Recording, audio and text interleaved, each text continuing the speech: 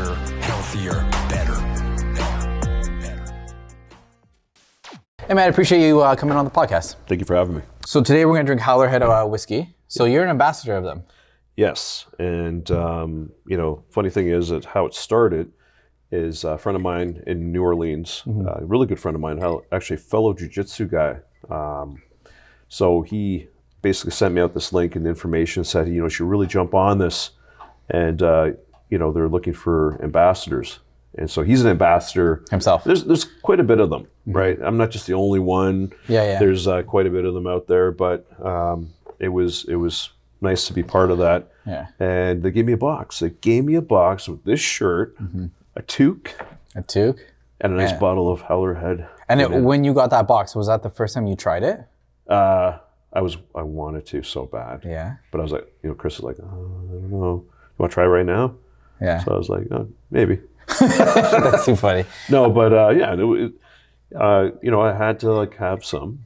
It was good. I'm not going to lie to you. It's probably one of the better whiskeys I've ever tasted. Do you like whiskey in general, though? Yeah, I like a lot of things. Whiskey's good. I find that as you get older, you never want the beers anymore. But I like IPA. That's crazy because I'm with you on that one. Like I like Dos Equis or something like that when I was younger, or obviously a Canadian or whatever, or a Corona. Corona always. But the older I get, I'm like, I would like a nice glass of tequila or do you like tequila? Tequila's great. A nice glass of tequila or bourbon or whiskey. I'm more of like just the chill drinks now. Right? The cigar. Right. Well, I'm not on the cigar level yet. I'm not that old where I'm like, okay, let's get a cigar going. I have a lot of people that do cigars and specific for that drink. No. I can't go that far. I'm crazy. not that. It is kind of crazy. Okay, cool. So you're an ambassador of them. So it's funny. So I trained your girlfriend here at Studio 95, and she's like, because she knew I was doing a podcast. I think previously. She's crazy. Yeah. She is crazy. Yeah. She is. You said that without blinking too. No, you know what? It's honestly, she's crazy, but I like that. Yeah. You need to have a little bit of calm and fire within you, right? You got to have that. That's true. If you don't have that, then your partner's going to fall asleep.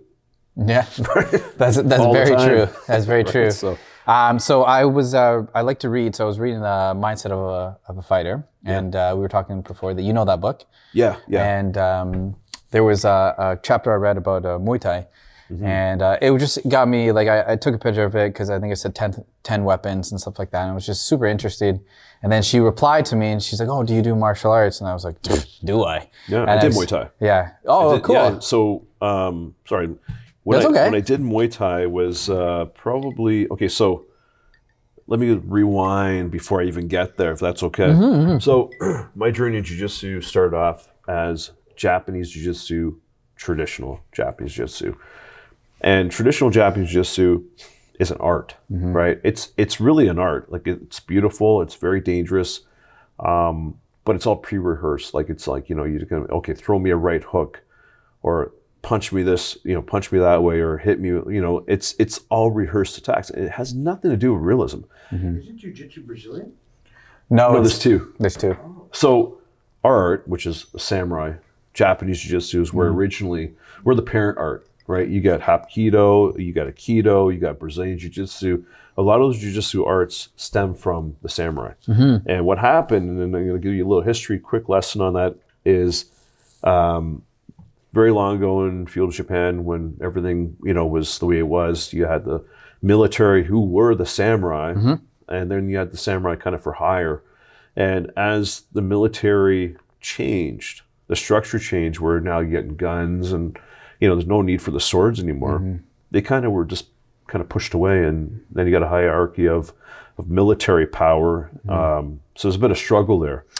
Weren't the samurais for hire, weren't they called, or are they called ronins? Or is that when the samurais are cast out? So the ronin is really, okay, so how can I put it? So my instructor, if me and my instructor parted ways, and I no longer was training under him, and I just kind of just did my own thing, and never, we just cut ties, then I'd be considered a ronin. And pretty much at my level, that would be more existent, right? Because I'm a 6th degree now, black belt, you would find that if there was any kind of separation, you would see somebody like yourself become a Ronin, right? It's generally a person that is no longer, part of their instructor's life, right?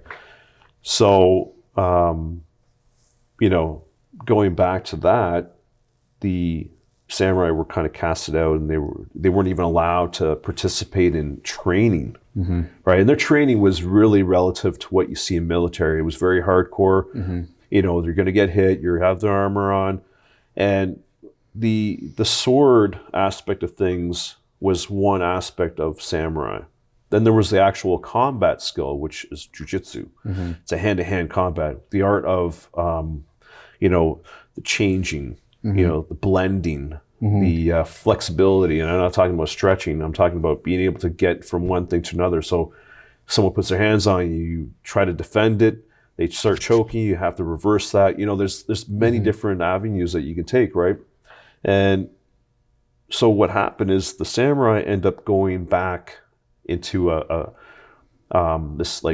sense of, being pushed where they can't do this anymore. And so they had to go underground and start training. And whenever they're if they got caught training 100% what they used to, they would be slaughtered, right? So they couldn't do it. So they had to present it as art, dance, like capoeira for jiu-jitsu, right? So they had to present it in a way that it was artistic. And that's where Japanese jiu-jitsu, the traditional form, came. So when you take what they did, and for many years, it was kind of hidden behind everything else. Now you have jiu-jitsu in 2008, and I questioned my instructor. I said, how is it that I didn't feel comfortable. I go, how can we, consider ourselves self-defense? And I said, when you look at this, and I showed on an MMA video, I'm not sure if it was UFC or maybe a cage fight of some sort, and you see guys going at it. I said, I can't see how anything that we know defensively from a striking perspective, how we could defend ourselves. Yeah, we are self-defense. Yeah. We're military, right? It's supposed to be military, yeah. So we decided that it's about time that we can create it, not reinvent, but redesign how we deal things.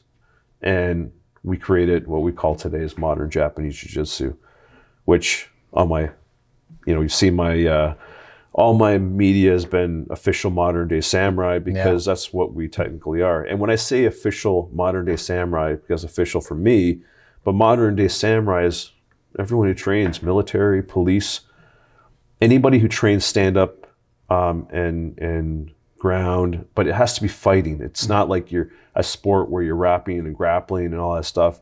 I would never go to the ground in a street fight. No way. Yeah, I know. I totally agree. Sorry, before it loses my mind, she messaged me to get you onto the you're saying the podcast, and so that's why I reached out to you. Yeah, I just wanted to make sure I finish my story there. I start going on. It's okay. It's okay.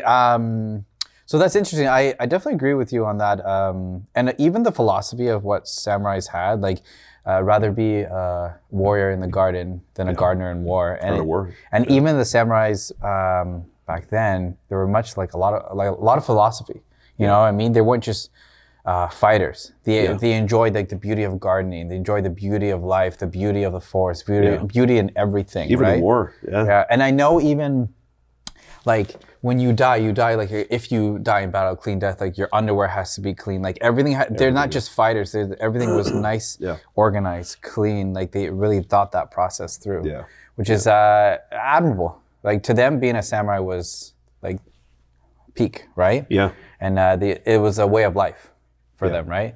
But to go back to jiu-jitsu, so have you ever trained in Brazilian jiu-jitsu? I have. And I have. What do you like and what do you not like about each? So, so I did the Muay Thai, the Brazilian Jiu-Jitsu. Brazilian Jiu-Jitsu, for me, I wanted to learn to understand the ground philosophy of the ground. It is a sport, right? I wouldn't say that Brazilian Jiu-Jitsu is self-defense per se. You can do a lot of damage on the ground. You could defend yourself on the ground. if the fight went to the ground. But would you want to be on there is the other thing, right? Like, Yeah. I wouldn't want to be in there. I've seen too many. Especially in a bar fight or something like that. Yeah. Their self-defense is a little dated. You think so, eh? Well, yeah, because it goes back to the traditional Japanese jiu-jitsu, right? It goes back beyond, like when Maeda came from Dr. Kano, who was a judo, samurai, became a judo guy because he decided, you can't teach samurai, combat. So he created judo, which became a sport that flourished even today. And, his predecessor, Maeda, he went to Brazil and, he did a lot of working with the Gracies and can't remember the other group. That's okay. Anyways, they fought these two families for the name of who's going to take Gracie, jiu-jitsu, whatever, and they finally came out with Brazilian jiu-jitsu as their national. So why do you think that Brazilian jiu-jitsu is just has really run on the road, so much more known and so much more attention than traditional Japanese? Oh, because You think because of UFC? it's a sport. Yeah. It's a flourishing sport, and UFC did start with the Gracies. Yeah, that's true. It actually had a lot of hands in from the Gracies, right? I've heard this, yes. Yeah, so it's well, you got to picture this, right? You get, you have a bunch of grapplers, and you bring in a guy that's unknown, Bruce Lee, and he's like, yeah, let's do it. We'll start with the stand-up. Meanwhile, he annihilates people at the stand-up. And these guys have no chance, right? So these guys have known that strikers have been the dominant force in martial arts. So if there's not, particular, like shoot wrestling, all those Greco-Roman wrestling, they have all that stuff, but that's always been a constant in sports. So they wanted to take what they knew and then apply it to street fighting and apply it to, the cage as a sport. And therefore, this is how it all happened. And people didn't understand it. So yeah, you're going to get caught, right? Yeah, I guess so. It's funny because people always, they ask me like what's better to know in a street fight, like boxing, Muay Thai, or jiu-jitsu, and it's everything. And it's funny because it's a cop-out, but I'm like, everything, right? And also 100%. At the end of the day, if we're in a bar fight and I take somebody down, what's stopping dangerous. the other guys from coming here and stomping on my face? Yeah. You know what I mean? But on the flip side, if I go on the ground, right? If it's one-on-one, I feel, if I have jiu-jitsu in my background, I feel a little bit more confident. Yeah. Very rarely in a bar or whatever, it's one-on-one. But also with if you're too close to just being on the ground, you're not used to stand-up, right? It can be dangerous, right? Yeah. So that's why it's a cop-out, but you need to know a little bit of everything. Yeah. Right? Which is what I did. Yeah, which is what you did, which is, I think everybody should do. So we were talking about before, but we wanted to talk a little bit about self-defense. Yeah. And we want to talk a little bit about the violence that's happening and people walking so aimlessly, as you said, without Yeah. So let's go in that a little bit more. Okay. So what's your opinion on that? Okay, so, people have been assaulted. People have been victimized, on the street and social places, in private, and, my question is, you're in a bar, right?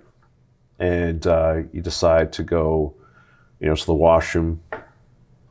You're not aware, right? You're also at a very vulnerable state. Yeah. You know what I mean? The first things first, when you go into an establishment, you want to know your surroundings, where you could run out, your exits, all your exits. You want to scan.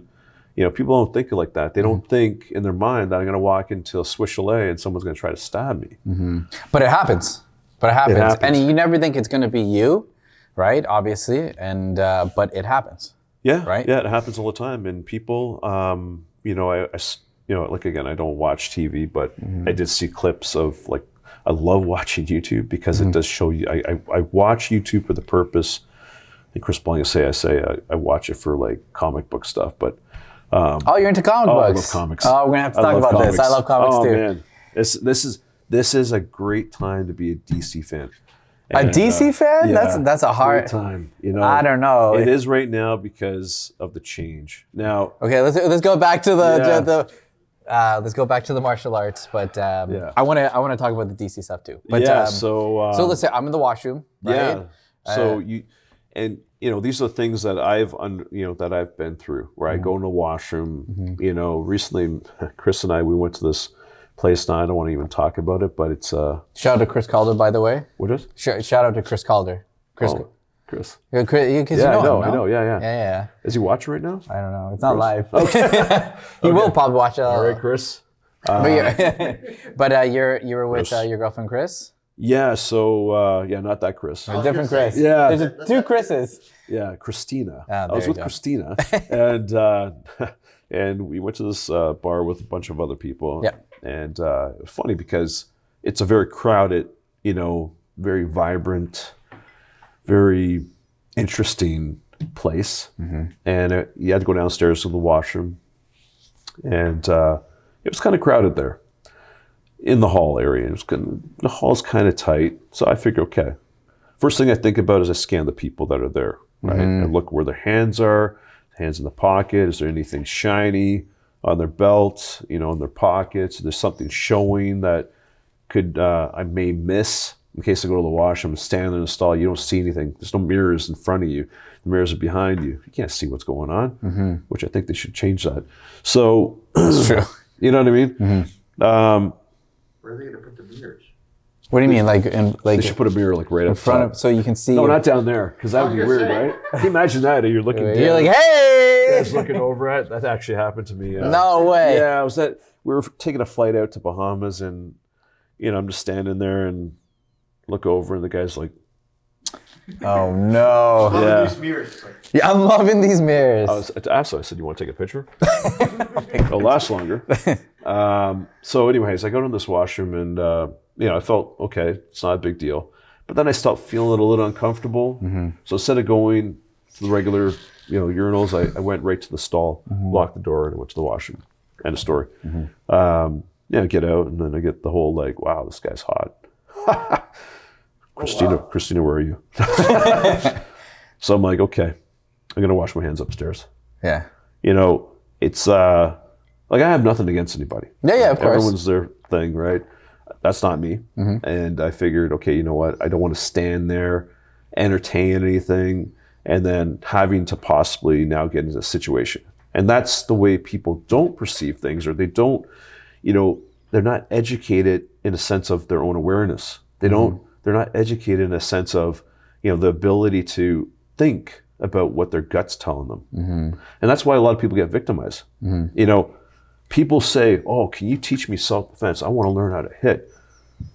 I go, why would you want to learn how to hit? Well, if I ever get in a situation. But why did you get in the situation to begin with? What are you doing there? What told you not to be there that you never listened to, but now you're there? Okay, yeah, I could teach you how to defend yourself. But the first line of self-defense is your awareness. What did your gut tell you when you going Your to gut, like, 100%. Yeah. What did your gut say it's like something's off, and then Yeah. obviously it was validated when you got out of the stall, and they're like, That's my gut. It was just his gut. Yeah. but you do it before going into the stall too. That's why you went to the stall. I guess yeah. What Ryan is asking is Yeah. when you walked in, you obviously had a feeling Yeah. that something's a little off, but I'm just gonna go on my process, look a little bit more. But Yeah. what was it that threw you off? Yeah. Was there anything specifically? My gut. People call it a lot of different things, right? Essentially, it's your soul, your spirit, your inner being, right? Oh, the one that's always talking to you, and people think that you're crazy, but you're really not. You're just talking. Yeah. When they talk about things like when you speak it comes true, or Yeah. you never talk negatively about yourself because something's going to happen. Yeah. Well, it's true. Like if you're talking on a psychological perspective, spiritual perspective, I'm not a big spiritual guy. I mean, I feel always that vibration of energy and all that stuff. I'm not like, a monk of some sort, but I believe that we're all interconnected, right? So, and that's a good example. We're all interconnected. So there's always going to be that negativity. You're going to feel that vibration when you're walking in there in that washroom. Like I'm walking in, and I feel okay passing these guys, so I keep walking. But then I feel uneasy. I literally walked up the stall or to the urinal. I'm like thinking, no, I don't want to do that. I don't want to keep my back to somebody. I know there's a lot of people out there, so it's probably my best interest to go in the stall, lock it, if somebody wants me that bad, they're gonna have to kick that door down. Which gives you a little bit more time to. A little bit more time to finish up. Yeah, that's true. That's You know true. what I mean? Finish up. Okay, hold on, I'll be right out there. And to the thought process, you don't have a lot of time to react. They always say action is fast in reaction, right? Yeah.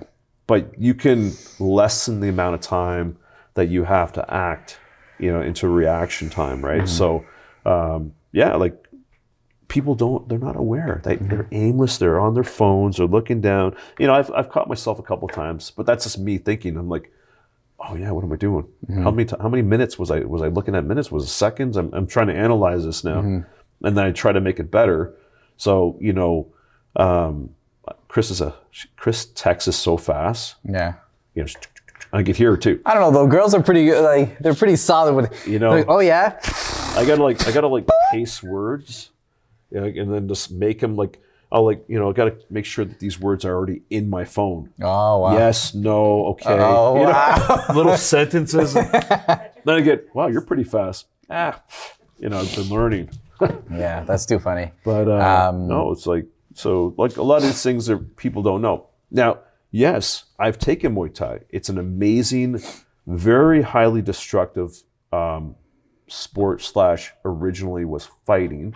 Like it was a fight. It was actually I forgot the name of the traditional style, but it was used for the military back then. A lot of these arts were military. Exactly. And then some of them became sports and some of them became arts. And a lot of these people that are, in situations, like the girl that was in the situation at the gym, she was by herself. I don't care who the person is. Why would you, as an individual, whether you're male or female, what are you doing? Open the door to somebody. Yeah. By yourself. Like, hey, you know what? I can handle myself. But why am I going to put myself in that situation? Yeah. No, that makes sense. You know what I mean? Like I can, there's many times. I remember driving to a bank. This is a good sense of awareness. I drove to a bank to deposit money, and it was dark. It was near my area in Thornhill. Very dark plaza, right? I'm thinking, it's a little unusual. Not that dark usually, right? And I drive up, feeling a little uneasy driving up there. And then, I was talking to Chris, and I said, Christina. I think we know the Chris's now. Yeah. So Christina is on the phone, and I said, hi, hon. And, I said, I feel a little uncomfortable right now. She goes, what are you doing? I said, well, I'm going to go deposit money, but I just don't feel like I want to do it here. For some reason, something's bothering me. And I thought, okay, you know what? Maybe I'm just feeling something and it's nothing, a little tired, just got to get this over and done with. But then I stopped. I looked over my shoulder, and out from a pillar comes this guy with a coat, hoodie, backpack. I'm thinking, yeah, sure, I can handle this. But do I really want to get into a fight with an altercation of a possibility where the guy has a weapon that I don't see? It's dark, can't see a weapon. And, it doesn't take much to die from a knife fight. Doesn't matter. I don't care. Let me rephrase this. There is no martial art in this world at all that will defend you from somebody that's already ready to kill you. I don't care what you do, what you know. If somebody wants to kill you, you're not going to pull a knife like this and say, give me your money. They're going to be already stabbing you hundreds of times before you even know it. That's it. That's the reality. Someone wants to shoot you. They're not going to go, okay, give me your wallet. They're just going to shoot you. Bang. That's it. And I don't mean to sound disrespectful for all those martial arts, but guess what? It's reality. I've seen numerous videos, police getting stabbed because they're trying firearms too late, or they're 30 feet away. Well, a guy who was 30 feet away will stab somebody by running at them. Before you can dislodge that gun, you got to pull it back, unbuckle it, you got to press the safety off, and aim it at the body. By that time, you've already been stabbed 5-6 times, and then it's just going to be after and just continue. So you don't have that time to react. So that's where it goes back to, why are you in this situation? What told you to be there, or what told you not to be there? I often say to a lot of women's self-defense, I said, you know, listening to your gut is very important, whether it's your spirit or whatever you want to call it, your inner vibration. If it's really giving you an eerie feeling, then perhaps you should go the direction that doesn't make you feel eerie, right? You know, I can take, you know, a minute to get the car right now, but there's something going on there. It's dark, you know, but there's light going on the other side. There's a 50-50 chance, and people don't understand that. There's a 50% chance that you're going to meet somebody that's not going to be a nice person, conversation. You know, it's going to be a very dangerous, possibly deadly situation. Take the 2 minutes to walk around the other way, where there's light, there's people. Going back to transit, you know, people like this, they're on their phone. People are not looking around, like they're not observant. They're not minding their surroundings. Yeah, they're so off to like somewhere else and busy in their phones, busy listening to music. They have both their headphones on. They don't have one out to listen for distractions that possibly coming from somewhere else. And these are the things that cause these situations to happen. You know, so yes, I could teach you how to fight. I could teach you how to defend yourself against a knife that's at your throat, a gun that's at your chest or your head. Behind you here, or a knife coming around like this. I could teach you these things. But why are you there? What made you think that it was okay to put yourself in this situation? What made you actually not think about what you're doing? What made you allow yourself to go past that boundary of your body telling you don't do it? Then it happens. Well, so I do agree with you with that, but do you get a lot of backlash with that conversation, with telling that to people, like girls specifically? No, they all agree with you. Yeah, a lot of them tell me, you know, I give them the idea, like, you know, did you know you were there? Did you know what was happening? Yeah, I had my gut feeling that something wasn't right. I mean, mind you, these are not people that ever got into like a sexual assault situation or anything. But they, you know, they got themselves out of there when they felt there was a little more eeriness about why they were there. But 1 second later, it would have been too... Yeah, it might be too late, right? Exactly. And you never want to get yourself in that position. But when you start talking to these women about, even men, you tell them like these little scenarios and they think, yeah, you know, what am I doing there? I was working for Ferrari, and one of the managers came up to me and said, yeah, my two boys are, you know, they're getting into situations at school, and I want them, can you teach them self-defense? I said, yeah, I can teach them self-defense, no problem. But why are they getting in, what's going on? He's like, I don't know, I guess I should ask them. Yeah. Right, like, school's big, like, how many halls can they not go? Yeah, that's true, I guess. You know, and it goes back to, and I hate to say this, the alpha male, right? Well, you know what? I'm going to go down this. Like, people are trying to be the alpha, but really they don't have it in them. They just, you know, confidence is one thing. You can look confident, and that can get you somewhere. But if you can present confidence, but yet people can smell the fear by just the way your body language is. You know, it's like, okay, well, that guy's not really confident. It's a facade. Yeah. So the tendency of you being a victim is very highly going to happen. It's going to happen, right? So, but you look at models that walk on the runway. These guys, you know, these guys and girls, they're feared. They have so much fear in them. But you look at them like, man, that person looks confident. They can do it. It's because they practice that every single day. I can't be a 6th degree by just sitting on my ass doing nothing. Yeah, it's work. Right? Yeah. And I've heard stories. I've seen someone a black belt one day, 1st degree black belt, and then 2 years later, it's like the guy's a 7th degree black belt. And I'm thinking, there's no way in hell this happened. Because we don't believe in that. We believe, you know, I got my 6th degree because I spent 6 years as a 5th degree teaching.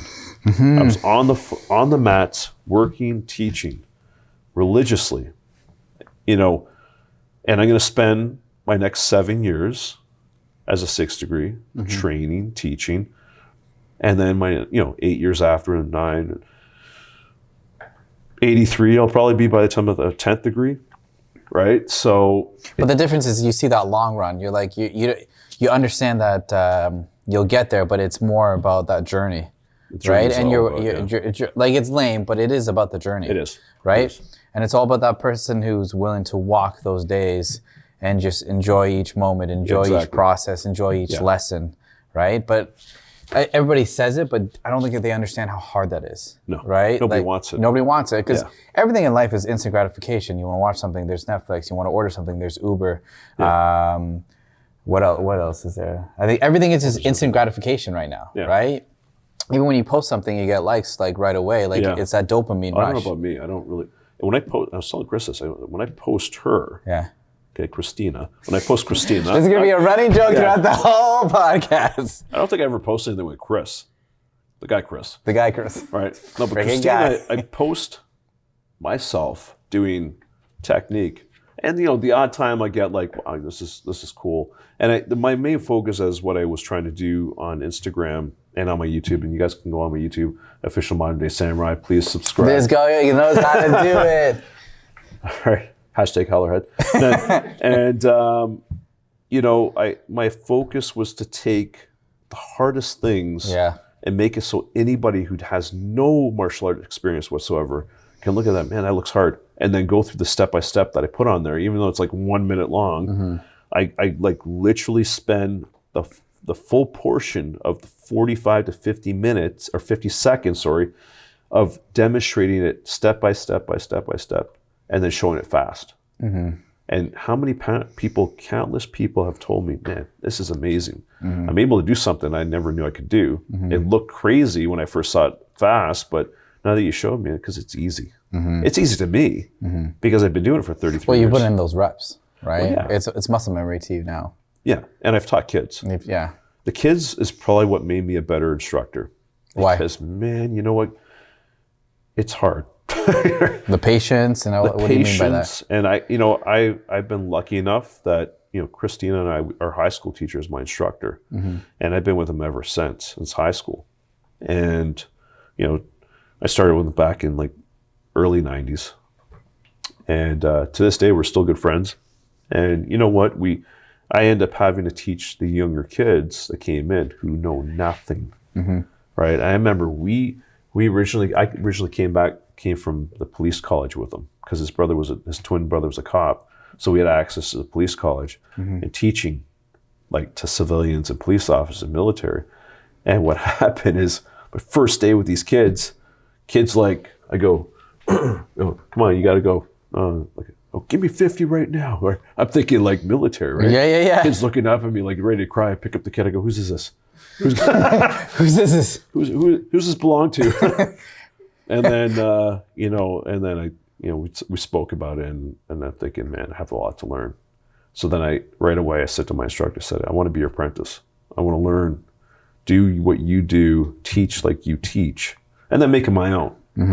And then that happened. And then I started doing a lot of kids, classes, and I'm teaching kids. I'm learning how the difficulties are. Like, not everybody's like this. Everybody's kind of like this. You got the guys in the middle that, will pick up on everything. You got the advanced kids, and you kids they can't grasp it. Those are the great ones. The kids that can't grasp the knowledge is what makes you a better instructor. It's not the ones that can just do it, because anyone can do it. But the kids that are having a struggle learning it, you're like, man, how do I do this patiently without choking them? That's so true, though. But then you start learning about, and I had a little bit of, I did college for I didn't finish it, but I did college for child and youth. So I started learning about, learning disabilities, OCDs, and all that stuff. Oh my God, Ryan's loving the. You haven't sipped any. I feel bad. What? Have a couple of glasses. There you go, Ryan. That's so good. Howler Head, by the way. Hashtag Howler Head whiskey. There you go, guys. Thank you, Dana. You want any? Yeah. So these children that I'm working with, I think they're ready to go. The parents are kind of nervous. Why do you think they're nervous? I think they're nervous because, from what I gather in the past, is that they were had trouble in school, learning, and I'm proud to know that I was a big part in the change that they overcome like certain things. I showed them a gateway into becoming better at learning. I'm not a school teacher like Christina. Like what she could do is magical, right? And she should be highly recognized for that. I'm going to say, not because I'm her man, it's because she is amazing at what she does. But you teaching to kids also, you appreciate that. You understand the trouble and the difficulties and the patience that she needs to have. Absolutely. Right? So you understand. A lot of teachers get a bad rep now. Oh, they do. Nowadays, right? Everybody tells me, oh, they make this, oh, they do this. No idea. And maybe I'm a little biased because I know a teacher. Yeah. But I'm like, you don't really understand how, like, what they do, right? You're a teacher, Steve? Well, teachers on the... I tell you right now. They're the best. That's too funny. I can't even say anything bad about them. But it's true, though. Like, it's interesting how, like, they're always the ones who, like, it's funny because there's no other, I mean, we're going to go on a little bit of a tangent right now, but there's no other, I don't know another job where somebody else tells them how shit they are at their job. Like, imagine I went to your job and like, hey, by the way, you're shit at your job. I could do better. Well, you do better. And then they're like, no, it's your thing. It's your thing. It's like, well, what do you want us to do? Yeah. I get that. You know what? And I completely understand that. When I'm polishing vehicles, I was polishing vehicles for a company, reputable company, a great company.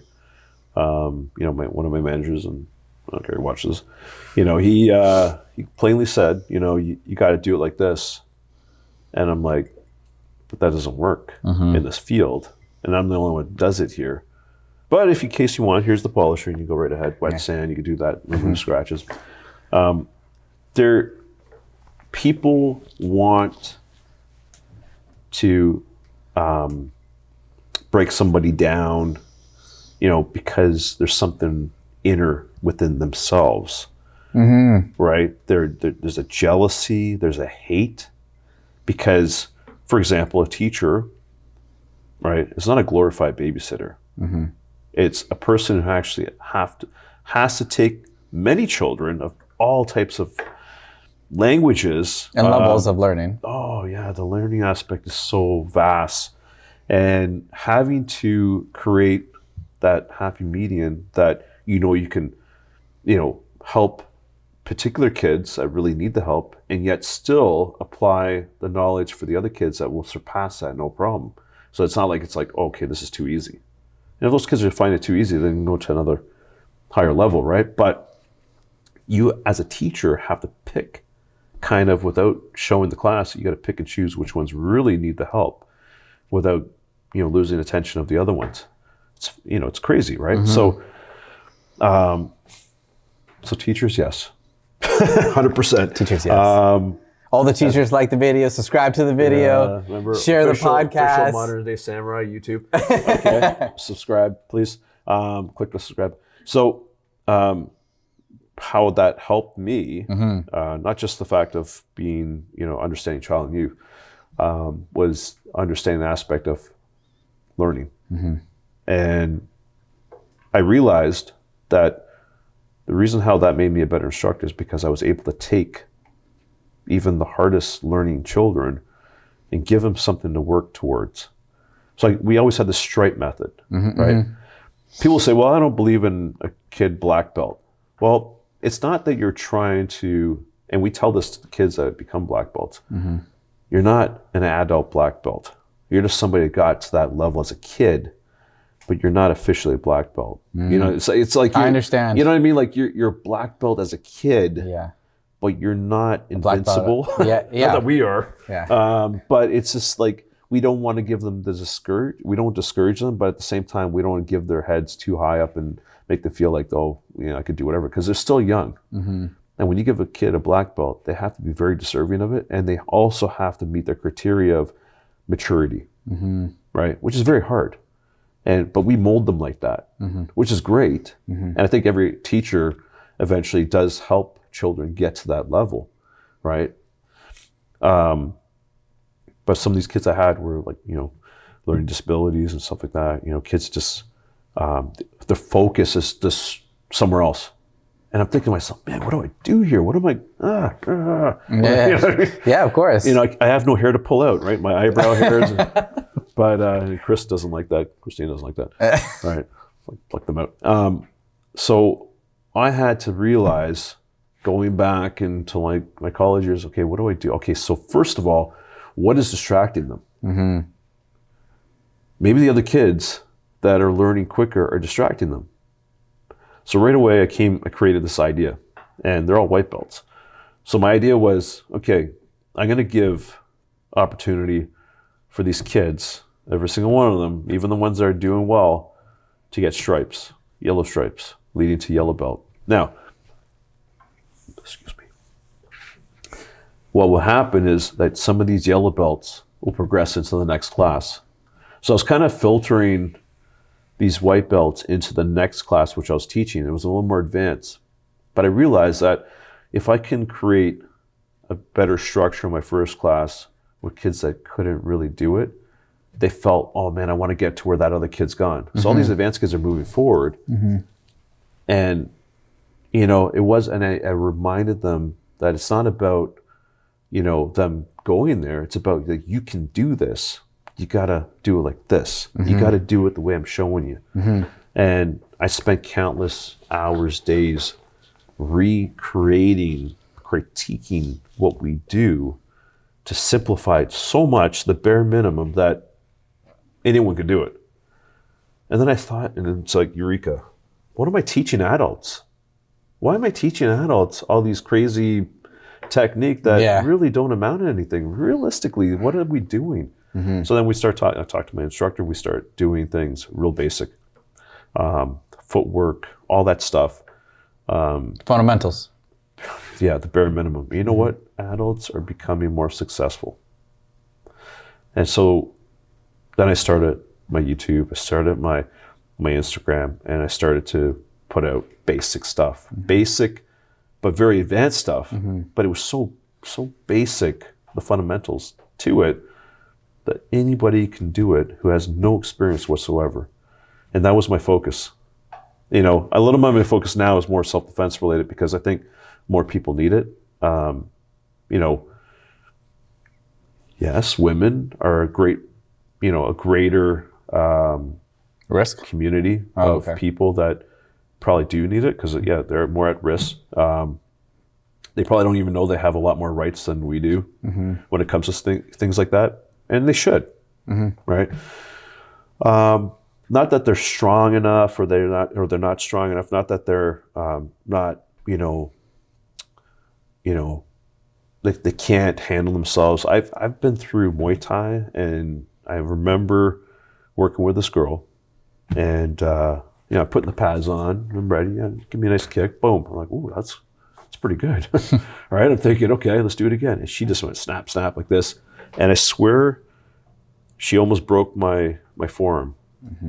That's how hard she was kicking. And I turned to the instructor. I said, man, this girl's, she's solid kicks. Like, who is this person? Yeah. Shevchenko? Who is this? No, he goes, well, she's a national champ. I'm like, all right, well, she kicked my ass. That's funny. But it just tells you that it doesn't matter. It really doesn't matter sex you are. When you have the ability to do something, you can do damage, you can do it, And I think that's why when I go back to like the fundamentals of self-defense, why are you in that situation? Okay. So you got in that situation. What are you going to do now to defend yourself? That girl that defended herself, she did a hell of a job. Why did she get in there? She shouldn't have. She shouldn't have put herself in a position where she allowed somebody, just with her in the room. It's not like there was multiple people.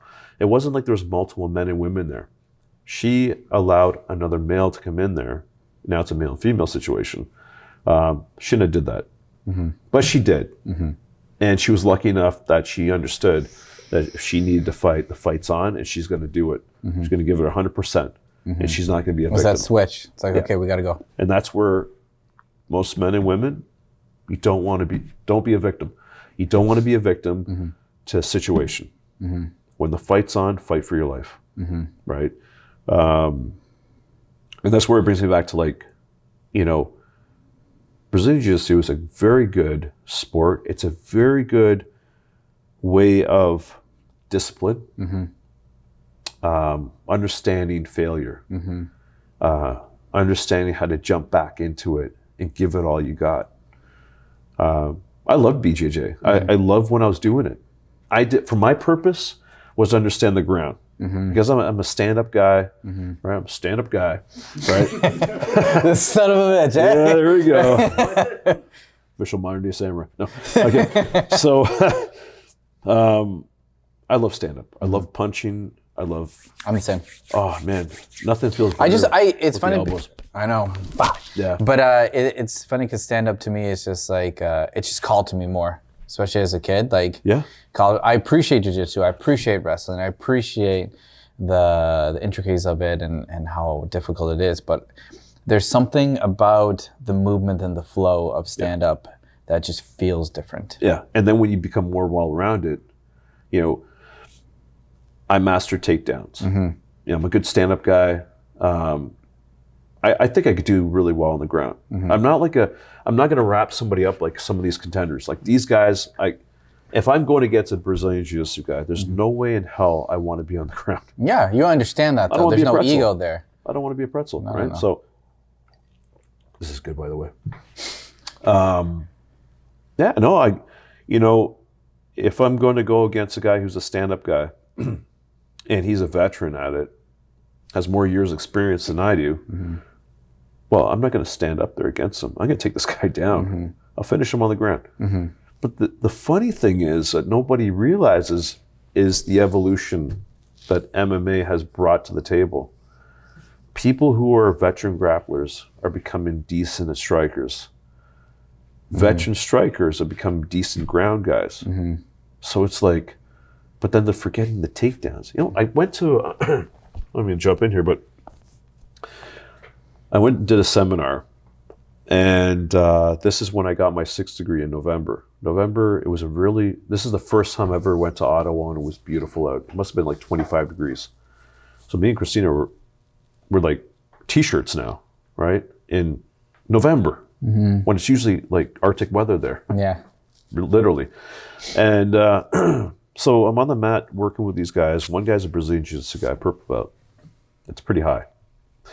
And, you know, he came to me and said, this was great because I know how to strike. I'm very good on the ground, but I have no takedown skill. So I'm thinking to myself, man, how do you not have a takedown skill? Yeah.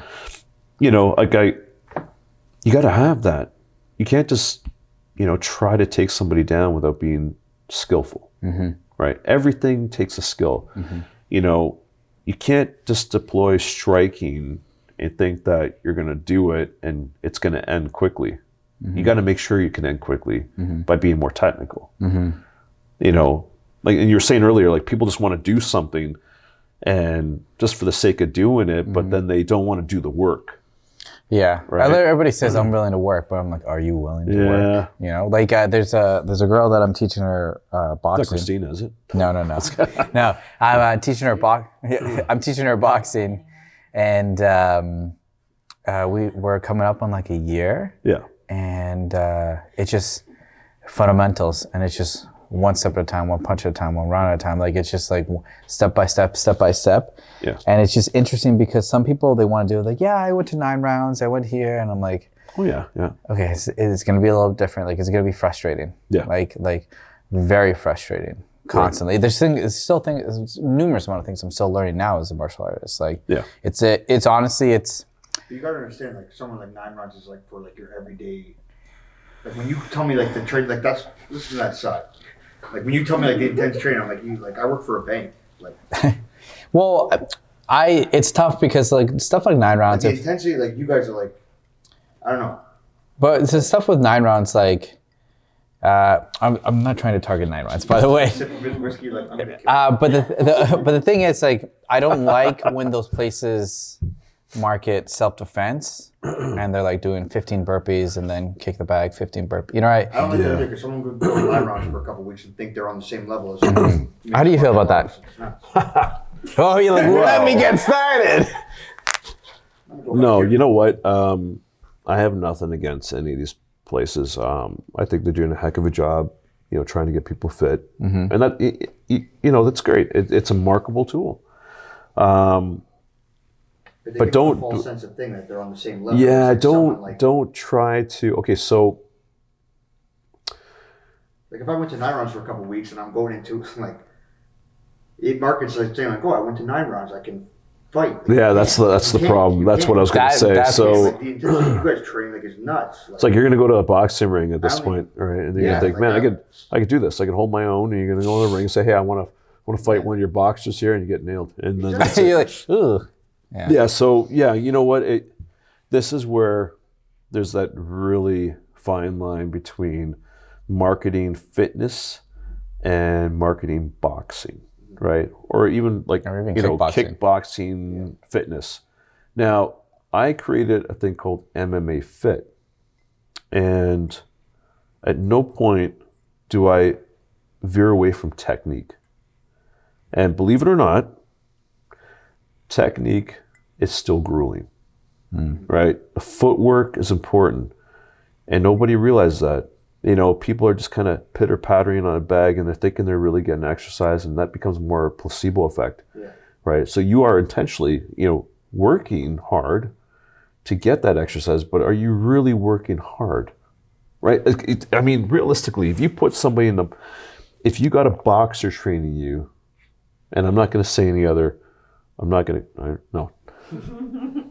mention any. You're just saying in general. In general, yeah. You go to a fitness place, you're not going to get what you think you're getting.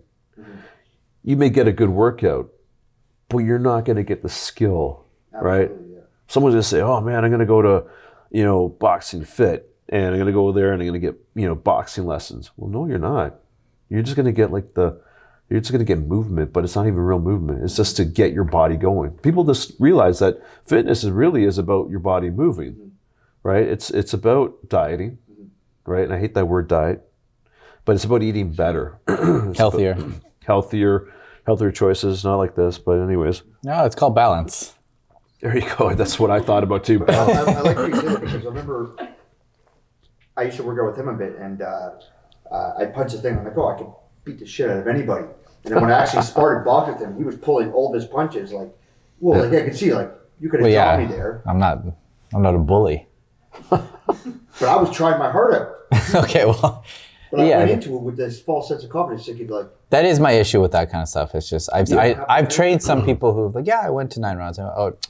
I went to these places and I trained, and then I'm like, okay, let's put the pads on, and their stance is not off. They're not, their hands are not coming back to their chin. Their left is down here. They're always down here. They're dropping their left, dropping their right. Oh, we're big. Yeah. Huge haymaker. You know what I mean? I'm like, relax. Yeah. Relax. Yeah. Like we're just flowing right now. Let's warm up the shoulders. Okay, keep it high. Yeah. That's what frustrates me, because I have heard of people who go into situations and it ends up in a really bad situation for them because of that. And if you ever forget anything in training, the one thing you need to remember is keep the hands up. And we that's like one of the biggest things. I think, to get into the idea of the fitness stuff. I mean, I had one of my coworkers, he said, "Can you teach my daughter? She's like 4 years old." I'm like, "Okay, I'll, didn't have a class I have to really bad. I've been drinking a lot of water. Keep on going with the story. Yeah, so anyways. I'm going to go to the washroom. I just want to take a real quick sec to say thank you to our sponsors. So our sponsors are Neurodose. It's at neurodose.com. What they sell is 1P LSD. It comes in a liquid form. And what I usually use it for is a little bit of energy to get in a creative state. Lasts about 10 to 12 hours. So just to let you guys know, I would suggest to take it like first thing in the morning. Then they have their psilocybin pills. The way I describe that is a little bit of a sprint of creativity. So I use it whenever I'm programming for my clients, if I'm actually teaching a class or training some people. I also use it when I'm reading a book if I'm trying to get like in a deep flow state. So neurodose.ca, get off of 15, get you 15% off. I think you'll like it. Back to the podcast. Hey guys, hope you're enjoying the podcast. I just want to shout out to another one of our sponsors, HERCS Nutrition. They're located in East Gwillimbury. So they're a nutrition store that has a lot of protein, BCAAs, vitamins, greens, and pre-workouts. What I like about them is that they're always trying to change the game and get new products in. So they're always trying to learn and get new things in. I think you guys would appreciate it. Again, it's at East Gwillimbury. When you go in, say get Alpha 15, get 15% off. Other than that, enjoy the rest of the podcast. We had to stop, guys, because I had to go pee. So off air, we were talking about martial arts, and we were talking about staff training and weapon, because you do some weapon training, right? Yeah, so we're just so you know that that's what we're jumping into right now. So sorry, you do some weapon training. So our weapons are very geared towards grading, right? We don't do a whole lot of weapons. A lot of the weapons I went through have been, we have traditional, but then I wanted something that was more, favorable to street. So I watched countless videos. I know it sounds bad, but people being attacked by knives, and I'm trying to figure that out. But that's real. You're looking at footage. You're being realistic. You're trying to understand, right? Yeah. I wouldn't consider it bad. That's all I'm trying to say. No, I mean, to understand the philosophy of a knife, you got to really look at it from a perspective of a real attack. You got to look at it, its realistic approach. And, another jiu-jitsu or another art fighting skill that derived from jiu-jitsu is like Krav Maga. I took Krav Maga, actually. Yeah, it's a jiu-jitsu art. One of the first martial arts I learned was Israeli combat. Yeah. From Elon Rosenberg. Okay. Yeah. I don't know if you know that. There's only a few people that really are certified to actually teach it. Yeah. Because he was at that time, he's one of the top ranked people to. I looked it up. To teach it, and I signed up. Yeah, those guys are. Jiu-jitsu was highly influential in the creation of Krav Maga. Now, nobody really thinks about it. People hear jiu-jitsu and right away you think Brazilian jiu-jitsu. And that's kind of why I made sure that even in my title, it was Modern Japanese Jiu-Jitsu. Because if I say jiu-jitsu, right away someone's going to be like, Brazilian jiu-jitsu. 100%, yeah. And then when I put Japanese jiu-jitsu, someone's like, it's traditional. What are you going to... What are you going to learn from that? Yeah. It's an art. So I had to put Modern Japanese Jiu-Jitsu because that's what we do teach. We teach real self-defense. We teach, real time type of fighting. So going back to MMA, before I did MMA, which is what I did about for 5 years, stopped, got concussed. That was it. I only want to go into that just to test my abilities. So I went to pound for pound. I know pound for pound. Yeah. So shout out to Pound for Pound. Yeah, Pound for Pound. These guys are phenomenal Muay Thai club. One of my fellow black belts, he's another 6th-Degree. He's also a professor in BJJ, Sensei or Professor O'Neill. He teaches at Pound for Pound. He's like their BJJ guy. Came 3rd in the world. This guy's phenomenal. I would never do a grappling match with this guy. He'll tie me up. So the Pound for Pound guys, Saj and I think that's the main guy who I trained under. There's a lot of guys phenomenal. These guys are the kind of guys you can go into Muay Thai and learn and not get beaten up. Like you actually go there to learn. Yeah, proper. Exactly, and you want to do that. You want to. I went to countless schools, just to see. Getting guys coming at me hard, and I'm thinking. I didn't tell them. Even in like fights in not fights, but camps and gyms in Thailand, like they go like hard. I would love to go to Tiger. I would love that. I want to take. Tiger Muay Thai is a place in Thailand, and it's one of like. It was pretty well known, like as one of the best. Yeah, still is. A lot of UFC fighters go there. People go there, and I wish I could take like a month off from like. It's like going to a monk monastery, but for fighting. Yeah, it's the cream of the crop.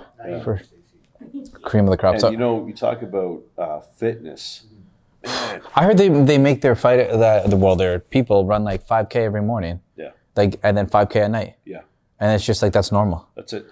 Yeah. That's their warm up. Is Mind you, a lot of these guys will be drinking this. Howler Head, by the way. No, No, they enjoy their life. They drink. They And enjoy their why? life. And They drink this and they wake up to 5K every morning. Because it's a mentality. It's like, this is on. it's not only that, but from what I heard, and I remember this during Muay Thai, because you get microfractures On your in the shins. And I always wondered how the hell these guys kick like trees down and Coconuts and yeah, stuff. like these guys can kick. Yeah. They can. One of the guys was like a renowned Muay Thai fighter who kicked. It was like a dummy with a kicking shield on it. And the pounds of pressure was phenomenal. I mean, like you're talking 900 pounds of pressure, and that would your femur bone is strongest bone in your body. You have to do a lot to crack that, and this would crack it. Crack somebody's femur. Yeah, it could do that. He actually broke a baseball bat in half, and even the harder ones. And I was like thinking, my God, no blood, because your skin gets tough, right? Well, the calluses built up. Yeah, and so it calcifies. When you get microfractures, what happens? The calcium comes through, and then it hardens it up like stone.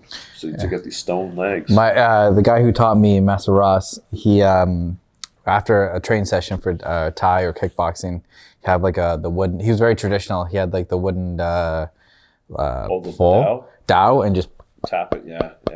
and like to people, it was Do it like at home. Tap it like. on my Right on the shin, shins, right on the on my shin. Just tap it. So it's like now. That's it. Yeah, but you, okay, try it. it Do it every sucks. day. You'll get little microfractures, and believe it or not, But that's after like you've been kicking with that shin. well, no, I mean we end up, you're training, you're kicking, and all that stuff, but rolling your shins with the bone, with the dowel, tapping it, you're actually creating these little fractures. No. You won't even know it, but it hurts. And what happens as it heals, the calcium comes out, and it's like stone. I actually have a picture of one of my first. Somebody's shins by just like Oh, rolling yeah. your finger. Oh yeah, sometimes it's indents. Roll on his. And you see the guys with the big calves? Yeah, stay away. That's true. Guys with big legs. So I want to go back to something we talked about earlier on. Ryan is checking his shins. That's right. He's like, shoot. You're talking about awareness, and you're talking about like when you're going to a place. So for a girl, like when you walk in, you're saying they should look at where the exit is, right? So I know we don't want to discriminate guys and girls, but name, like if you can, 5 things that a guy or girl should automatically look for or do in a situation. You're going to a house party, you're going to a club, you're going, I guess those are the dangerous situations, right? Let's be honest. So if you could do that. So I would say step 1 is obvious. The obvious one is, do you want to go to this party? Do you really feel that there's something wrong? Some people are like, oh yeah, I'm going to do the eyeshadow, whatever they do. Christina looks amazing no matter what. But she really does. And I tell her, like, I'll be honest, like, she doesn't even need makeup, but she looks amazing both with and without. Yeah, very sexy. And Christina, I hope you like, subscribe. Everything. She's probably going to kill me for saying that, but anyway, she is. Even when she wakes up. That's the cutest thing I've ever heard in my life. Okay, guys. It's amazing. And anyways, so where I was at is the first thing you want to do is feel comfortable with going out. Yeah. Right? Not just because the girls want to get out there, but do you feel comfortable? Sometimes, you feel like, oh man, my stomach's a little off. What the hell? Like, the nachos I ate or whatever? You kind of analyze that. He's like, oh, well, I'll be okay when I get out there. There's something telling you there's something wrong. And why I say spiritually or vibrationally, it's because we're all interconnected. So whatever's happening negatively out there, it's sending a signal back to you saying there's something wrong. Wherever this is that you're going, there's something wrong here. Whether it's like not happening yet, it hasn't happened. It's like a foretell situation. What we can't see physically as a human being, there's something inside us that sees that before it's going to happen. It's true, because, sorry to interrupt you, but there are certain people that like you meet and you're like, I don't know about you. Yeah. You know what I mean? And you're like, okay, everybody should get the benefit of the doubt. Don't judge a book by its cover. These kind of situations. But there are some people where you're like, there's something about you I don't trust, and you need to believe that. Well, you got to understand that judging somebody is like you just look at them like, look at this person, right? Oh, that person is good looking. That person's ugly. This person's that, and you don't realize you can say, oh, that person's ugly, and then all of a sudden you're having a conversation like, wow, man, That's a beautiful. What a beautiful person. Yeah. Or it's like, man, this person's hot, and then you get this like, wow, what a personality. Ugh, Yeah. I don't want this. You know what I mean? Yeah. You looked at me at the negative parts. No. So, right away, when I first walked in, I felt, positive feelings about being here, and that's because I wanted to be here and drink, but I like it. Gosh, but no, it's just, you look at, first thing you do is once you decide that you want to go, your gut's okay, hopefully your gut's okay. Yeah. Your feelings are good. You're positive about it. You get to the club or whatever. You walk in, and the first thing you do before you even walk in is the crowd. You look, all right? You don't have to look somebody in the eye and like, oh man, right? You're gonna pound this guy. You look. I should have did this, and it kind of looks strange. Yeah. Oh, I'm gonna pound this guy. Yeah, that's awful. Anyways. It's okay. It's a howler. That's awful. I should have said look that. for something, you're gonna find it. Right? Yeah, if I'm with Christina, and we're walking. Look for something. Like if you look for like a. So Ryan is trying to say sometimes if you look for a problem, you look for a fight, you'll get for a fight. But that's not what you're trying to say. Absolutely, because dude. No, if you're looking for something, your gut could kind of tell you, but. Also, if you look for things, be aware. You'll find things that aren't there necessarily. Yeah, so your awareness kicks in, and most people again don't do this, right? When your awareness is kicking in, you start seeing things. You start seeing possible weapons. You start seeing people that look aggressive, and maybe they weren't. Maybe they're just a little angry, the frustrated to get in. Has that ever happened to you, where it's just like? Wait. We'll answer that, but I want you to say the other things that people should watch out for. So you look around, everything's good, right? You're like, okay, well, I feel good. The first thing was kind of iffy. I feel better. Okay, so I walk in. The very first thing you want to know is this is exit number 1 because this was where I entered. Okay. Number 2, you scan the room from side to side. You scan the room all the way around. You want to see who's there, because there'll be that one person or 2 people that are looking at you as you entered.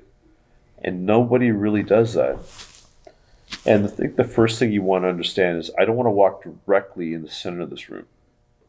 I don't want to walk right in here and go to the center when everyone else is all over the place. I want to keep my back close to the wall and just look. And you're going to get the girls. They're going like, oh, God, come on, let's go to the bar. The bar's over there. Let's get some drinks and have fun. Okay, I'll be right with you. Just give me a second. What's wrong with you, right? And nobody understands that. Nobody understands because they're too engulfed in this high energy and this fascination of being part of this occult of dance and energy. I love dance. Okay, don't get me wrong. I love energy. I love it. Right? I love to have a good time. I love fun, but I also want to make sure that my fun is not going to be, the end of it. What do you mean by a cult of someone strives for Well, everything's kind of a cult, right? Like you got martial arts as a cult. You got, I don't mean like a fascination of killing somebody, but I mean like everything has its own cult. Fitness has its own cult, right? It's true. Yoga, it's a cult on its own. CrossFit. Yeah. When you say cult, it's like. Well, because there's that one cult or those cults that make you drink the Kool-Aid. Name one good cult. I don't know. Martial arts? AC/DC. Martial arts? Okay. No, I get it. I don't know. Okay. I don't know. Well, I mean, when you look at the perspective, we're not talking about Illuminati or any of those cults, but that's what most people satanic cults. And we, I think that's the interpretation of people. I think when people look at cults, they think about that satanic. They think about all these weird cults that, murderous things. But everything is kind of its own cult, right? Like the culture, cultivation of some sort. Cult takes away your freedom to think and independently on your own. And you know what? It's so true. That's what I distinguish as a cult. Religion still opens your mind to freedom of thinking. You can question your religion. Martial arts, you can question. It's not. surrounding you and convincing you that that's who you are. Yeah. Taking away your freedom of expression. A cult takes away that expression. That's it. They think for you. Yeah. No, and So, you know, I think some, you're right. I think there's also cults that are not so group centered, where you have to be part of an organization, and I mean that as a sense of like you go into a dance club. It is a cult. It's a culture. You know, it's like a way of being in the moment of dancing and energy and stuff. I love that. You know, am I a great dancer? No, it's Christina. You know what? Christina could dance circles around me. She's phenomenal. She should have been a dancer. She should have been an entertainer. Yeah. Honestly, she could. You ever heard her sing? Oh, she's gonna kill me now. Sing. I'm gonna ask her every time I train her now. Amazing. Yeah. She's gonna fucking choke the shit out of me, but that's okay. I don't mind. I like when she's aggressive like that. Anyway, that's another. That's another story. That's another story. But yeah, so you enter the club, you analyze everything, you see who's there, who's looking at you, who's not, and you keep an eye on those who are looking at you, because those are the people that are going to creep up on you when you least expect. Those are the people that are going to get to the next step, which I'm going to get hit on right now. Is everything is good. You notice there's people looking. Keep your eyes open on them. Now you get to the bar with everybody else, because everyone's like, the girls are like, come on, let's drink, let's have some shots, okay? And you want to make sure that have fun drinking, enjoy the time, but don't get to the point where you lose focus and control of your own body, right? And this happened not too long ago, and it happens on a regular basis where I think this girl was drugged in a drink, and she had a drug in there, and it reacted a certain way. She got paralysis. Like a lockjaw almost. Yeah, well, I've heard about this. So yeah. She couldn't speak or whatever properly. She was like moaning and she was in pain, but she couldn't even say what she was feeling. But what happened is someone dropped some tablets in there and dissolved quickly, and then that's what happened. How many times has she been out, like where that hasn't happened? Like she's putting herself in an environment where that's subject to happen. And this is where that's the standard. Like and this is why women think, why can I not just have a good time? And you can. Mm-hmm. And you should be able to. You should. You should be able to. So in the fantasy world, everything else doesn't exist, but you and your drink and your fun and your family or whoever you're with, your friends. That's fantasy. But you can take fantasy and make it a reality. Mm-hmm. But the only difference between fantasy and reality is that you're now going to have to make awareness part of that. That's awareness. Mm-hmm. You got to make sure that your hand is over your drink at all times. Mm-hmm. That if you leave your drink somewhere, don't go back to it. Mm-hmm. Just leave it. It's done. Okay? I don't care if you spent $200 on a drink. Leave it. And I remember telling Christine this once. We were at a club, and I said, the second you leave your drink, just leave it. Don't worry about it. It's whatever. And she's walking around like this. And you know what? Hey, and honestly, you can have a good time with your hand on your drink, because there's nobody that can put anything in it.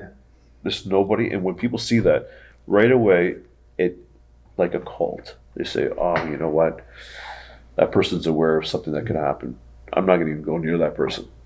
It's like when you see somebody, it's like walking, and there's somebody behind you. It's like, because you're an easy target. Yeah, and when you're walking by yourself and you look over your shoulder periodically to make sure there's nobody there, it's the victim who doesn't look over their shoulder with walking their dog or by themselves, and the person sees that, cross the street, and boom, that's it. End of the story. You've been now sexually assaulted, or assaulted for whatever, money or so.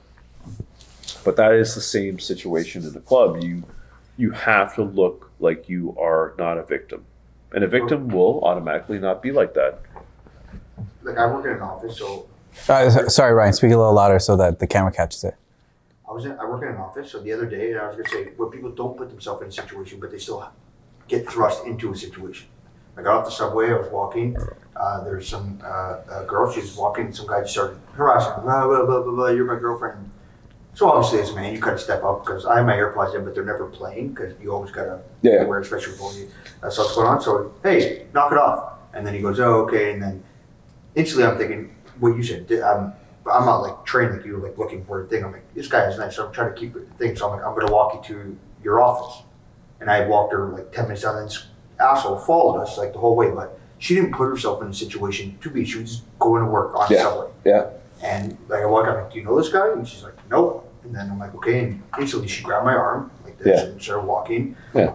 And I'm going to walk into your office, thinking the guy would kind of screw off after about 30 seconds walking down the street, but he followed us the whole 10-minute walk. But that was in a situation she put herself. She was just walking to work. But now I guess she's probably going to reconsider, like maybe. Well, she's lucky. It's a situation I have to walk with somebody to work. It sucks that that's a scenario, but somebody just like. And she's lucky that you were there, you know. But that's kind of like. And not every time that there would ever be a situation like that. Sometimes that becomes a wake-up call for some people that now they got to be more attention, more, you know, have that heightened awareness to like see who's looking, or maybe take a different route, because we always take the same route. Every day we take the same route. That's literally what went through. Like now she's gonna be like, I need to commute with somebody now on the subway to work. Either have someone walk me to her, or I'm going to take an Uber. So now she has to reassess her whole way just from one bad direction. Because I'm sure she's made that commute 1,000 times, nothing. But now that one thing is going to stay, because that one time something does happen. Yeah, no, it's a good example of a situation that you know you basically diffuse that situation, you know, and not everyone does that. Not everyone, you know, you see a situation on transit constantly. You know, and I don't watch news, but I'll hear it like, hey guys, you know what happened with this person? And I'm like, I'll look on my social media, and some of the social media stuff is just horrible. But like recently, I watched some of the social media, and they show like problems happening, and they put music to it. I'm like, oh my God, you gotta be kidding me. These poor souls are getting in situations. You know, some are lucky. I'm gonna say that. And I mean that, you know, some people are absolutely like, she's lucky because it could have went another way, you know, and maybe she wouldn't get sexually assaulted. Maybe she would have been attacked. I don't think this guy would have actually think, but he would have harassed her or Rick. She still would have been. Yeah. Now, there are times, there are times where people are in situations where they got to go from here to here. And no matter what, that's the only section they can get to their work, because that's the only way. Yeah. You know, and what I say with that situation, yeah, you're right. A buddy system. That's now she has to reassess her whole like. A buddy system's 100% great to have. Like, you have to have somebody that obviously you can trust. Yeah. You know, and I mean that in a sense because trust is a very touchy thing, right? Absolutely. Because the person you trust. I could have been like. Yeah, and that's joke's on you. I don't know. That's the thing, right? Sorry, that's a really bad joke. No, a lot of. But she grabbed my arm like that. A lot of attacks happen like that. I have a little sister. I'm just like, I was ready to punch this guy out. Yeah. I didn't know if he had a knife or anything. But I was you know what? Honestly, I would stab my uncle if he tried. Like, no, that's you got to think about that. Like, you know what I mean? Like, my arm made me feel like it was my little. Like it just like. I didn't care what this guy, like I was like really to kill him. Yeah, no, like I mean, you got to really think about those things. He just kind of kept, he just murmured his whole way there, but. Yeah. Like these are things that I was walking in my office. People do. Die. Yeah. Do you have kids? Do you have kids? Yeah. Like boys, girls? I got like thousands. No. I got boys and a girl. Boys and a girl. So do you think like are you trying to install this in your daughter? She's already beaten up 2 guys. So, my girl. Yeah, the first time she broke this kid's nose in elementary school. So how does that make you feel though when you hear that? You're like, oh, I'm proud of you. Did you duck? Did you slip? As soon as I had a chance to talk to her about it, this was high school. You know, she was trying to keep 2 of her friends from hitting each other. She got hit in tunnel vision, whatever. She got up and knocked the guy out, broke his nose. I get a call from the principal, and I said, well, why didn't you call my ex? You know, and figure that out. And he goes, well, you know, she kind of hit him with like this precise technical. Like, really? Really? And then she's like, yeah, I just. Then we kind of questioned it, and she goes, well, my dad, fought, and he's a trainer and stuff. And then that's where things kind of went. Like, what's his name? Let's call him. And then Official Modern Day Samurai. And then she kind of like said to me, the principal's like, I was gonna, suspend both of them, but good for her. Good for her. And I said, yeah, but I'll talk to her about getting, in between two people fighting. Don't do that. And then college, she knocked a guy out who was probably like, 5 times bigger than her, because she's a little firehead too. The guy basically took her computer and everything and put it, like, tossed it on the ground and says, I'm sitting here, and she's like, what? And then bang, bang, bang, and she's a tiny thing. You know what? She's tiny. Yeah. Like, she's not a big girl. She's a really tiny girl, and I think that I never taught her. She just watched me. She watched my training. Again, modern day samurai. And she, and I think when the high school one, it was it. At that point, I said you could date whoever you want, her boyfriend, really nice guy. The first time I met him, he was a little hesitant, and as he should be. And I said, look, and I told him, I said, I said to him, I said, you're not me. You don't have to worry about me. You're in good hands. He goes like, what? I said, just worry about her. Can her hands kill me? Yeah. So.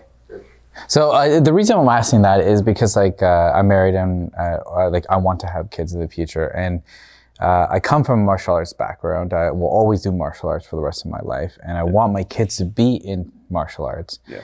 But I know how to teach it to somebody else. I know how to do it, but your kids, I feel like there's that thrifty road. Are you being too hard? Or you know what I mean? Because you care about them. So, I want your perspective, honestly. You gotta look at it as this: your ability to teach. There has to be a separation to them, right? They got to take you serious as an instructor, and it's a very difficult road to go down. You got to be able to say, look, we're training now.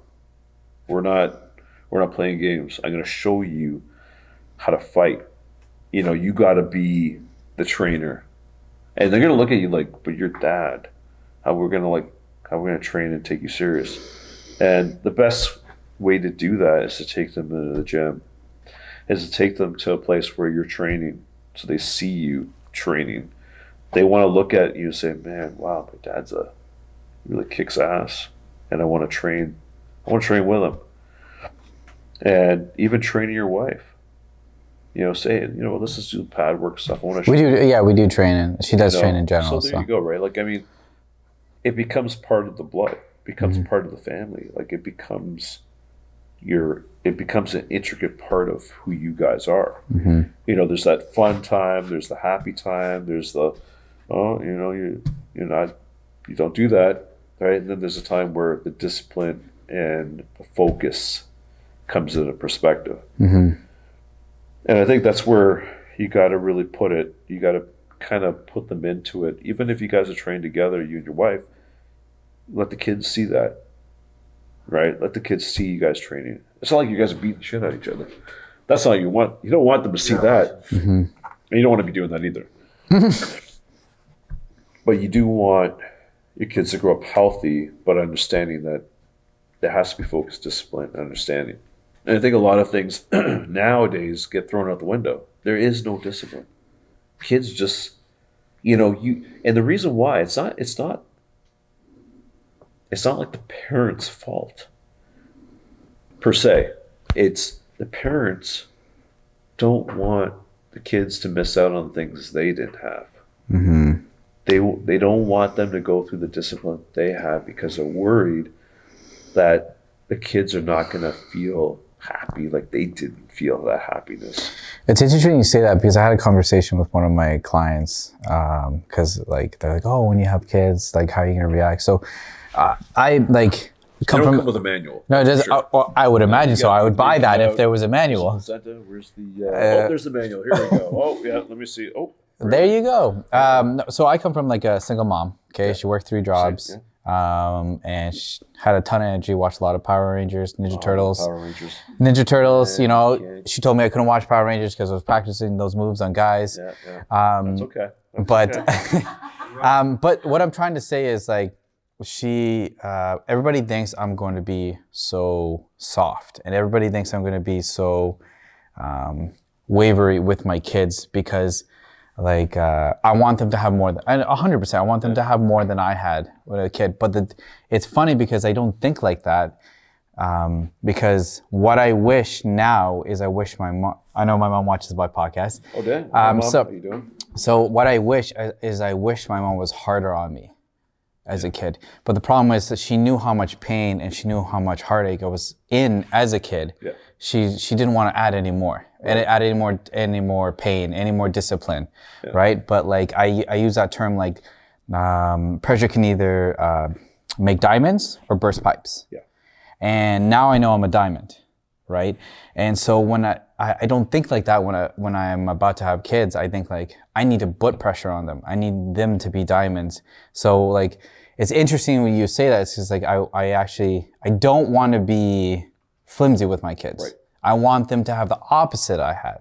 I want them to have more structure, have more discipline. Yeah. You know, do I want them to have, like, when I wanted to, like, now anybody can have a phone when you're a kid. When I asked for a job, so I got a job. Yeah. You know what I mean? When I wanted to go to a friend's house, I walked or I biked. Yeah. You know what I mean? Certain things I had to do on my own. Yeah. And you don't see, sorry, but you don't see that now as a kid. No. You know what I mean? Everything is handed to them. It's that instant gratification.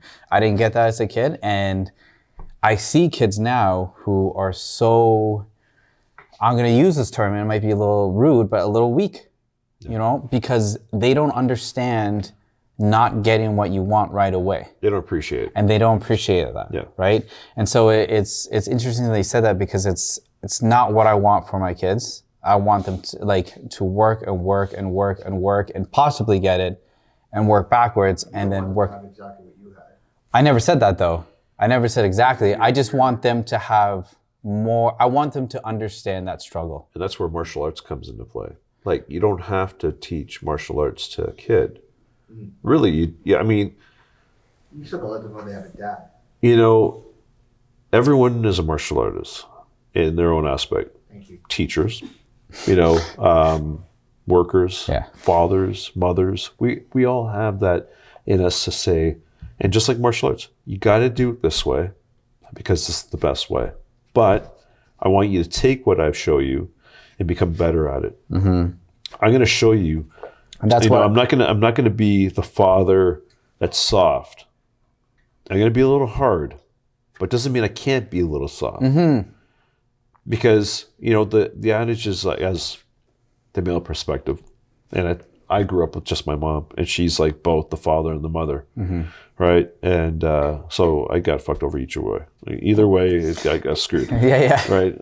You know, and great. I love my mom. She's amazing. Like, subscribe. And official Modern Sam. And then so the thing is that we have to remember is that it's a cycle. You know, a strong father will make a soft child. Do you want to do that? Mm-hmm. No. A soft child will take what that softness was and say, you know what, I don't want to do what my dad did. He made me soft. I'm gonna make my son tough, right? And then we'll make a tough child. Mm-hmm. So how do you eliminate that vicious cycle? Well, you take it and say, okay, well, I understand you're hurt, right? I understand you're hurt, but in order for you to move forward, is take that information, think about it, which nobody does anymore, and understand it in every capacity. Am I hurt because I did something wrong? Okay, I think I did. What was it? Okay. Am I hurt because somebody did something to me? Okay, what can I do to make it better? How can I be a stronger person? Why is hurt now the strength in me? No, it's not the strength. It's your weakness. Take your hurt, make it stronger. Take it not to go hurt somebody, but to say, I'm not going to let this happen again. I'm going to use my voice. What we do is like, oh no, don't worry about it. It's okay. No. What do you mean? What are you saying? No. You got to do this because it's important for you to understand that doing this is going to make it better for you, not for everybody else. Don't worry about everybody else. That they got to worry about themselves. But it doesn't mean you can't go and help somebody. It just means that be a strong person all the time. Even when it hurts you, be a strong person. That way that hurt is going to be stronger. Now, some people might argue, say, well, that person's hurt is going to hide within themselves, and so the pain's going to make them aggressive and go out and do something serious or silly, and it's going to hurt other people. No, you got to understand that you take the hurt, understand it to its full capacity, and say, well, okay, am I going to do this to somebody else? No, I'm not going to do it to somebody else. I'm going to make sure that never happens again to me. And nobody teaches that, right? You see all those killings, all those shootings that happen in these schools, and then you learn that these kids were bullied. You learn that these kids were on some type of narcotic. And not for anything, who do you blame on this? Pharmaceuticals? Do you blame the parents? Do you blame the people around? Right? So being a father has more to do with how you approach the way you discipline your child. Now, you could smack your kid up, but what is that really doing? It's making them more infuriated. It's making them more infuriated so that when they grow up with their child, that's where that whole adage of a soft child makes a hard child, harder child. Now it becomes more of a bullying issue. You can teach your kid without bullying your kid, because bullies are one of the biggest things that are creating those mass shootings in schools. They're creating those victimizations where someone turns around and becomes a Jeffrey Dahmer. These are the things that cause psychological issues, and nobody sees that. Nobody really understands. I feel like also people don't really want to talk about that either. They don't, because nobody wants to talk about anything. Right? That's why we have podcasts. But nobody really wants to talk about anything because they're too afraid to bring up topics. They're too afraid to really know the truth, and that goes back to the idea of conspiracy theorists. Someone who denies a conspiracy theorist denies the fact of the real truth. And that's what it is. You deny it because it's like, no, that's not the truth. Then what is the truth? Well, I don't know. Then how do you know that that person's not telling the truth? How do you know that that conspiracy is really not the truth that you're listening to? Right? So we become, in society, we become so educated in a way that whatever someone else is saying, they're full of shit. No matter who it is. Even if it's the truth. I can tell you the sky is blue. You're like, no, it's red. What are you talking about? Because you're just a narcissistic person and you don't care what I think. So there's a vicious cycle in humanity.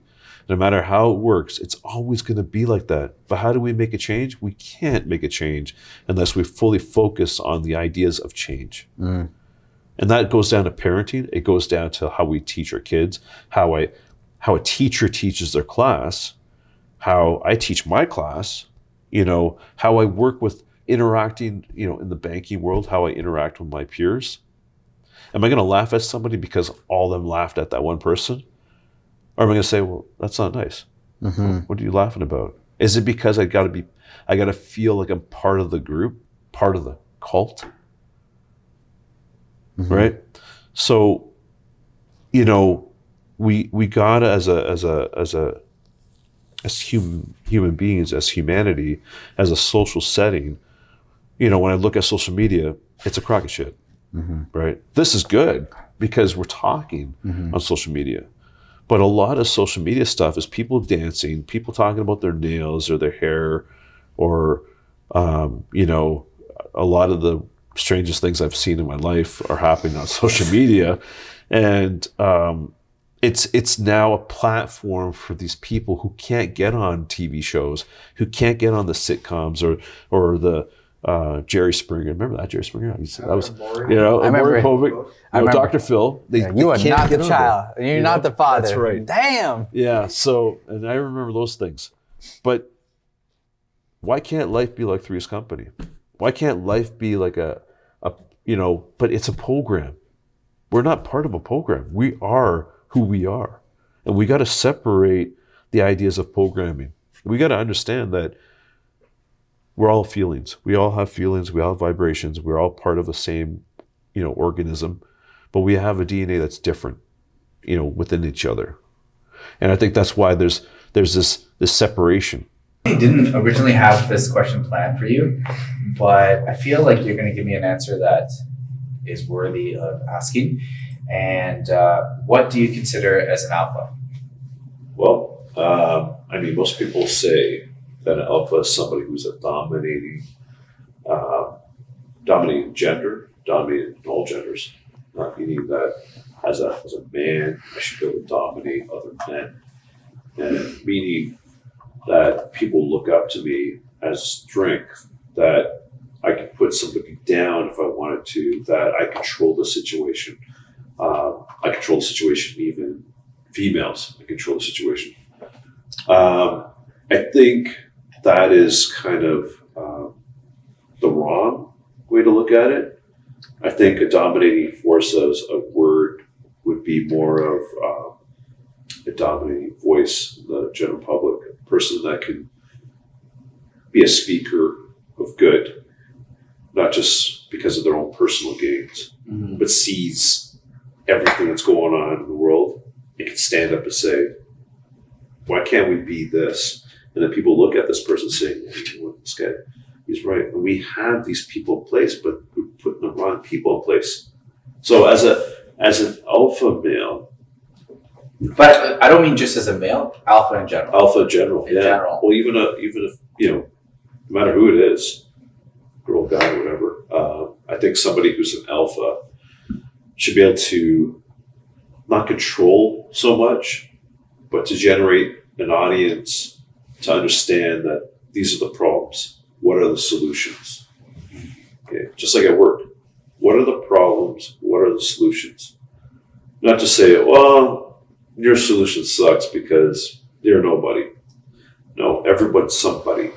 We got to figure out what we can do as humanity, as human beings, as a social environment worldwide. How can we create the best society? How can we create the best of each other? And that person I would consider to be a dominant or an alpha, not somebody who's too much in themselves. And I think that's what society has put it for, is that somebody who's an alpha is somebody who's too much into themselves, that we got to look up to that person to be a better person, which essentially is not. Well, I know I asked you, but I've had conversations with these people who I think are pretty alpha males. Well, I've talked to a male before, like with it, and a lot of answers I get is like an alpha is selfish.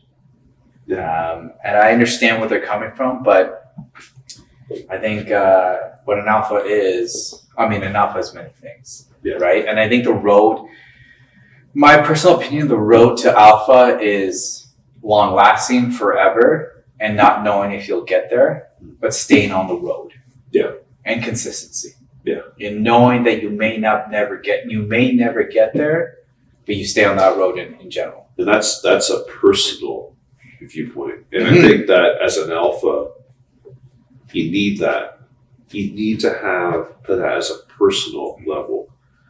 As a social level, you can have that, but you also have to look at now, I have a responsibility. That's the way I see it. Like I was telling Ryan, I've come to understand that when you can do things that other people can't or won't, it's not a choice for you anymore. It's a responsibility. Exactly. And that's the way I feel about things now, and that's the way I see things now. Before, it was very much, I don't want to say I was fearful to lead, but I was afraid to lead in the sense of bringing, being the wrong leader. But now I see certain situations where it's like, this needs to happen. Right. You need to be there. And it's interesting. I find the older I get, the more responsibility I see. Mm-hmm. And the more responsibility I see towards people. Well, you become wiser.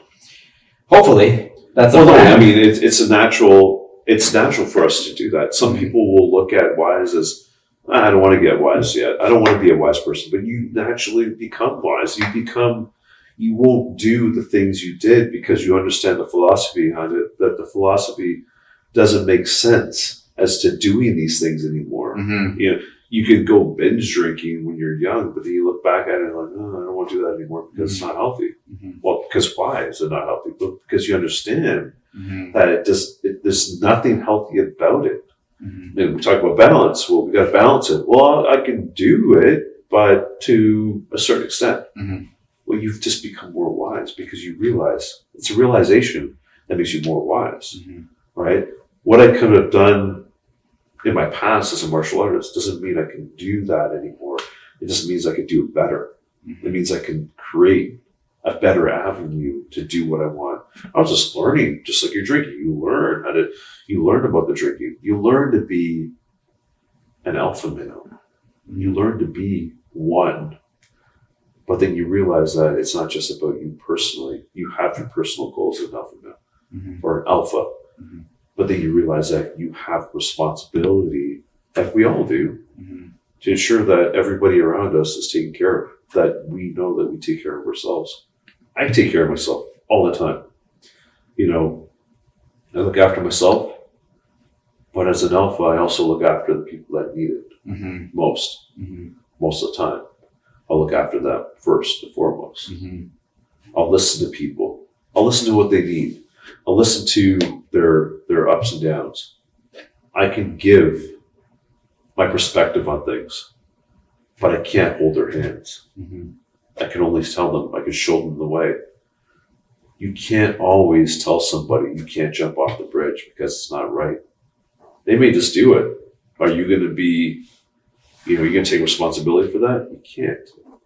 At the end of the day, what they do is what they do. But you can try your darnest to help them. You can explain it, but you can't make somebody understand it. Yeah. You know, so as an alpha, you got to understand that even though you have a responsibility to others and to yourself, your responsibility goes so far. Your wisdom will continue. You're like, oh, you know, could I have helped that person? I don't know. Maybe did I say something wrong? Maybe you did. Maybe you said something that wasn't right. Maybe you could have changed that person. But you can't, one, harp on it. Number two, you got to learn from it. Again, you become wise at your decisions on how you deal with things. So is there responsibility as an alpha? Yeah, 100%. It's 100% responsibility. Socially, alphas have been created to be a certain way as this animal, as a wolf, or like, you know, we're not animals as much as human beings try to put us out to be. We're always considered to be the same as an animal. We're not animals. And we got to get away from that. We got to get away from the idea of the hierarchy of people being like animals. We're not treating each other like that, nor should we. We evolved so long, but yet we're still so far behind. Mm-hmm. You know, people talk about race, about, well, I don't like this race, I don't like that race. That's how long, how many thousands, hundreds of thousands of years has it been that humanity's been on this planet and cannot still to this day agree that there's no such thing as one race anymore. Mm-hmm.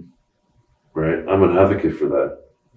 So we got to take the ideas of what a true alpha male is and just to put that person up and say, what am I doing wrong? And for that person to say, well, we're probably not doing anything really truly wrong, but let's look at the perspective of how we look at things in general. Mm-hmm. So I think by doing that, we now create wisdom not only for ourselves, but for everybody else, right? Everyone has to go through it. We tell our kids, don't do that because you're going to get hurt. But are they going to do it anyways? Of course they are. So what I tell my kids is, yeah, go ahead, do it. Go do it. You're going to get hurt, but you know what? That's your fault. But if you're smart enough, you might think about it.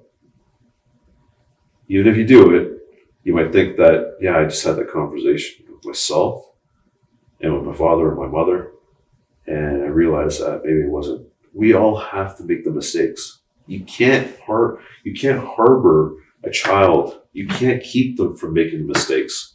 And we try to as parents because we did them. We made the mistakes. And now we're trying to eliminate those mistakes.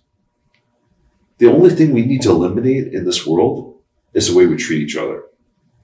Forget about all the other nonsense. We continuously, we run rampant on ourselves and continue to utter that to other people. We don't like something about ourselves.